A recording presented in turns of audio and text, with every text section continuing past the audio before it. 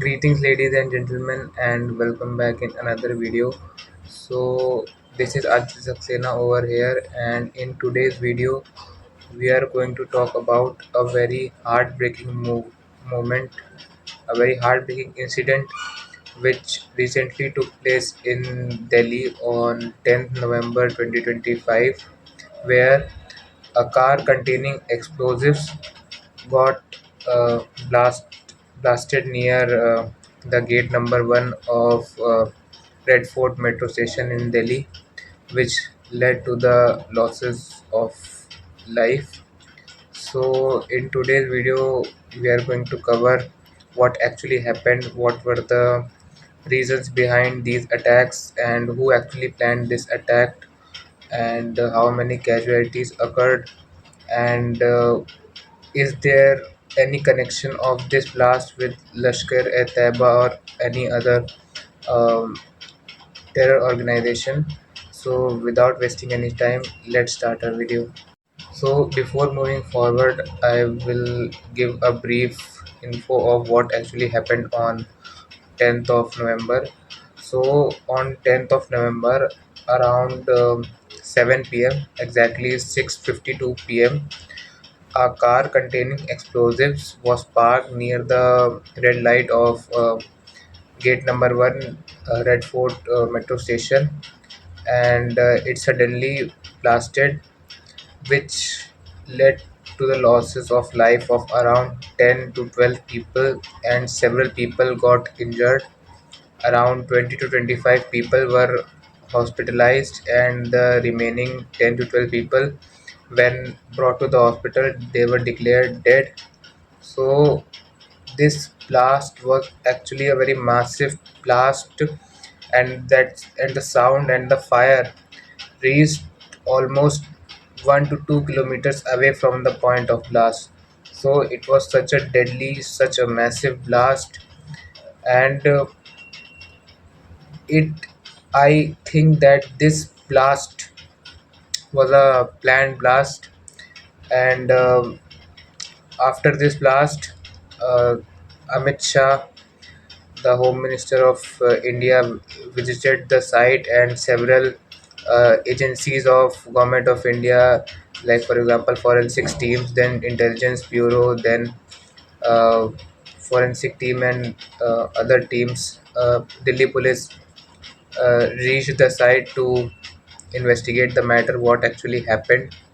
So uh, the planning of this attack, I guess that this planning of attack was discovered a day before yesterday, when 2900 kgs of explosive was found near Faridabad.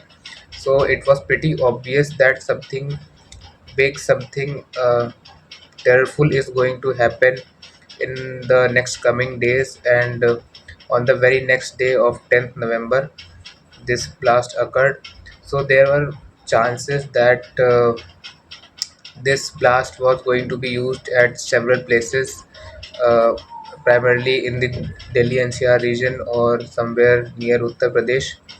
So after that 2900 kgs of explosive was found, that regions near the Faridabad regions, the Delhi regions, and UP all regions, they were set on high alert, and even then, that blast took place on 10th November, and after the researches and after the investigations of the uh, various agencies of Government of India, it was found that several doctors were involved in this case. Several doctors had planned this massive bomb attack, and that explosives was mounted on the back seat of the car, and I don't know whether the culprit escaped or not, because in when the CCTV footages were checked, it showed that till the end of the blast, that uh, when the car was parked, going to be parked at the red light, the that culprit was driving that car. So I don't know whether he actually died in that blast or whether he escaped or not. But forensics teams is running investigation continuously, and they are doing some that forensics DNA test, etc., etc., to find out whether that culprit actually died or not, or whether he escaped. And after this incident, PM Narendra Modi actually tweeted, and actually he is on tour on Bhutan's king's birthday. So actually, he that he called a conference, and he addressed the nation that culprits will not be spared. Sorry. And also Amit Shah also uh, called the press conference, and he said that uh, as very soon that culprit is going to be behind the bars. So now the main thing arises, who actually planned that attack. So till now there is no official confirmation that that any terror organization is actually involved in this attack. But according to the sources, that I-20 car in which the blast occurred, it was sold to uh, different people in a very short time, and the recent purchaser of that car was a person who was a resident of Pahalgam. So it is like it is being anticipated that it has some links with the terror organizations of Pakistan, but it is not confirmed yet. So, according to the sources, uh, a day before the uh, attack, attack, Lashkar-e-Taiba and its chief Saddam Hussein shared a video in which he was claiming that he will not sit idle, and he will soon plan attack uh, on India through Bangladesh. So chances are there that Lashkar-e-Taiba may be involved in this attack, but there is no official confirmation from the Indian Intelligence Bureau or from any terror organization. So maybe there are some traitors in our India also. They can also be a part of this terror attack. So what actually the scene is that now India is very heartbroken after this incident. People are crying. People are challenging government that how is there that how are they working so they're not working so seriously. And even after that 2900 kgs of explosives was found, why didn't they set the city on high alert, set the state on high alert, and that security must be tight.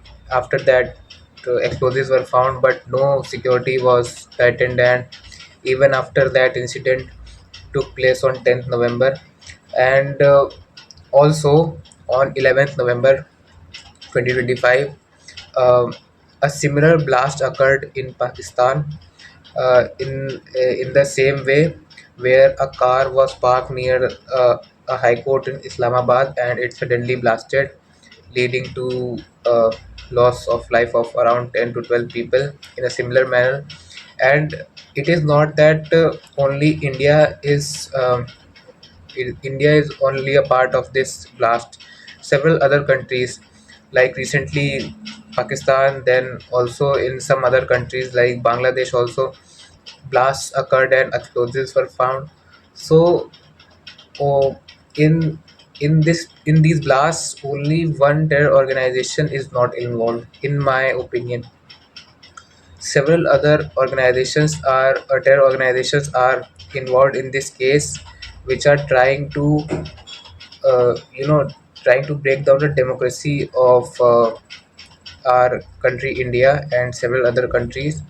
So in this situation, we have to stand against these terror organizations, and we we uh, we shall not forget that we are a democratic country, and we can bring change in our country and all around the world if we only stand together. It is not that we are blaming each other, and we are blaming our government because this plan happened. So in this situation, we should be together, and we should console the families of that affected families which lost their family members in that blast. And strict actions should be taken against these terror organizations, and a petition should be filed against these terror organizations in the WHO, and a demand should be made to ban these terror organizations, and send a letter to these organizations to stop their such deadly attacks. Only this way we can stop these terror attacks in our India. And also our forces, they are on their duty uh, on the border, whether it be the army, and our air force is always ready for any action, and our navy is also ready for any action. So in this situation, we have to stand together, and we shall not fall in these attacks. Also, the government of India should, if they find any terror organization from Pakistan is involved in this attack, then they should plan a counter attack to these terror organizations, and you know just finish them off, finish them out at once. That is the only way to enter. So I guess that is all for today's video. I hope that you have gained some information from this video. So uh, please like, share, and subscribe our channel Architect India for more of such informative videos. And I'll be back with another video and another topic very soon. So thank you all.